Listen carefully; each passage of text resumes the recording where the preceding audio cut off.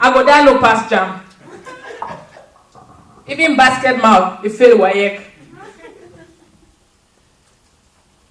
He's eating all the food. You know, I was born premature. Yes, I couldn't wait 9 months. I was in a big hurry to come out. Because when my mother used to eat, the way she would lick her finger, I would hear it inside the womb. So I said, let me hurry out and meet the food before she finishes it. So food, that was me out premature, 1.96 pounds. Go one kill me. They put me under the same fryer that they take warm French fries. I said, my mother is conspiring to kill me.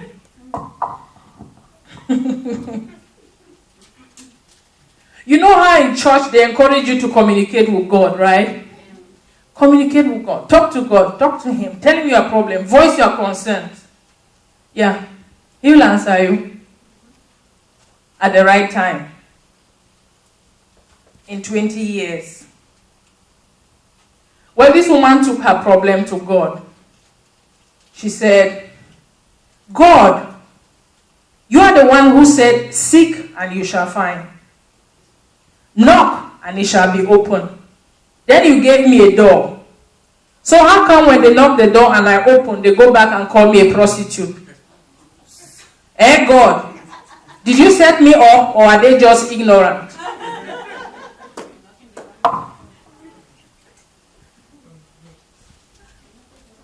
You know, some people asked me this morning, Princess Thihro, how come you're a comedian?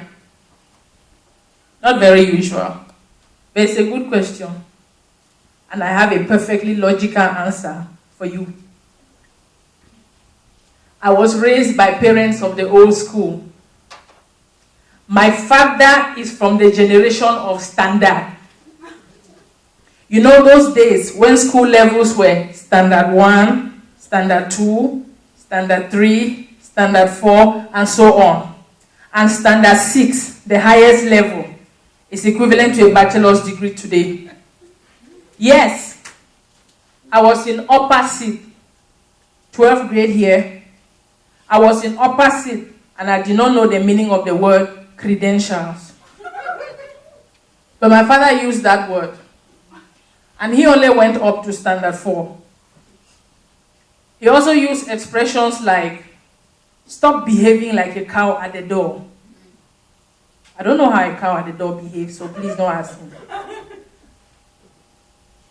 My father was never in the army, but the training we got at our house was properly military style. In fact, the only difference between our house and the military barracks is that we did not wear uniforms. And the popular form of communication between my father and us is yearly.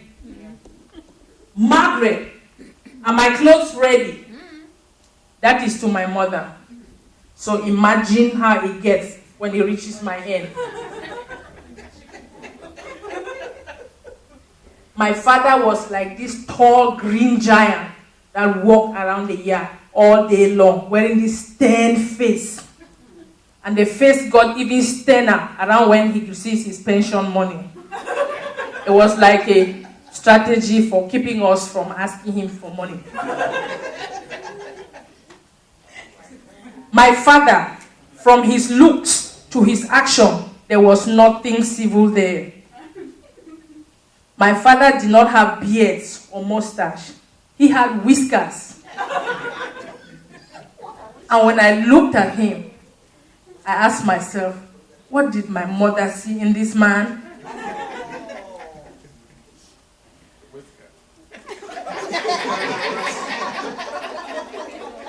The way my father managed the affairs of our house, when I looked at him, I saw Hitler. Every day, 5 o'clock in the morning, everybody up.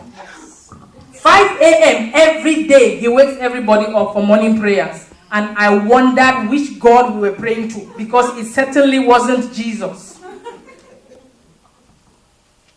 Many days, I watched my father pace up and down the yard, wearing this very stern face with his hands folded behind his back.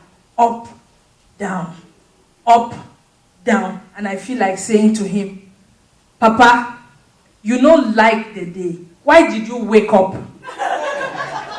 You should have just slept through it and wake up tomorrow instead. My father had 4 wives. And the way things went down between my father and his wives, you knew love had nothing to do with it.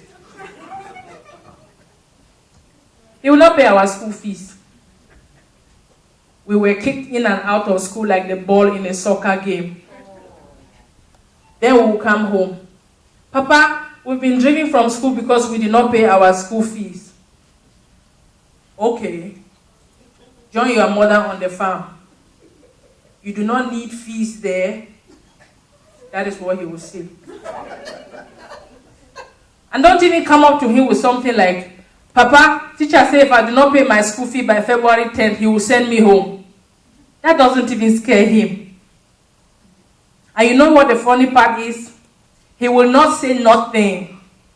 He will not say anything. Then comes February 10th. You are getting ready in your uniform, bag in your hand. You are about to leave the house to go to school. Then he calls you.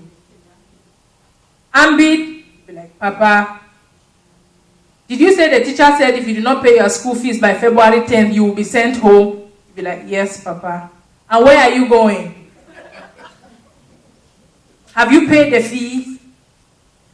Or do you want to go for him to send you home first before you come? Why waste the trip? And then you stand there, confused as anything. You don't know whether to go or to stay. Now your brain is working overtime. And the only thought in your mind at this point is, God, how can this man be my father? Not to worry, guys. I figured him out. I figured my father out. Trust me, when your father is like that, you will figure things out. I figured him out. Now, when you need school fees from your father, and he is like that, this is what you do. Don't make the consequence of not paying your school fees to be on you. Don't make the consequence of not paying your school fees to be on you. For instance, don't do something like this. Papa, teacher said if I do not pay my school fee by February 10th, I will be sent home. No, don't do that. Make the consequence of not paying to be on him. Yeah. Make the consequence of not paying your school fees to be on him. And before you do that, wear that same face that he wears around the yard all day long. You know that face, right? Wear that face. And then you do something like this. Papa, teacher said if I do not pay my school fees by February 10th, my father will be removed from the elders' council. That will get you your school fees way before February 10th.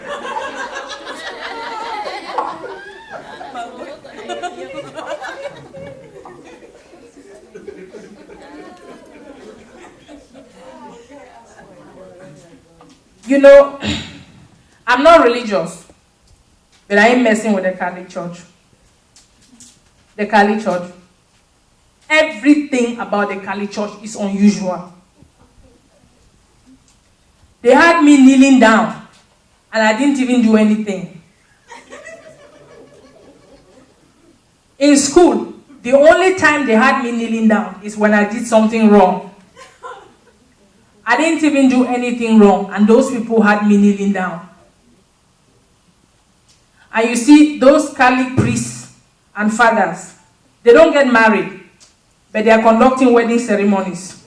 How cool is that? Yeah. They are preaching what they don't practice. Where is the example? Then they go to Cameroon, in Africa. They build all those churches, the cathedrals. Then they are talking to us in a language that we don't understand.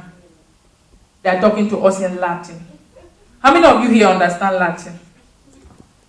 They are talking to us in Latin. I have my cousin though. He's an interesting piece of art. He has never studied Latin anywhere before. But he claims that he understands what the father and priest are saying during Mass. He says this is what Father is saying during Mass. Oh, na fe ona mami pima, oh. And then you're answering, yes, Father. Oh, na fe ona mami pima, oh. Yes, Father. Usadi banana wase mona bringa machomi mashiti so. Yes, Father. Then it's communion time. Father throws something in your mouth. Take blama itulanga. Thank you, Father. Take blama itulanga. Thank you, Father. How you don't go answer? The man is cursing you in Latin.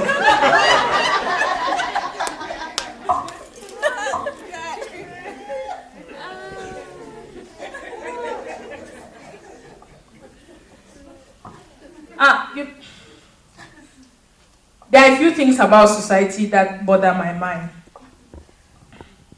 One of them is the gays and the lesbians.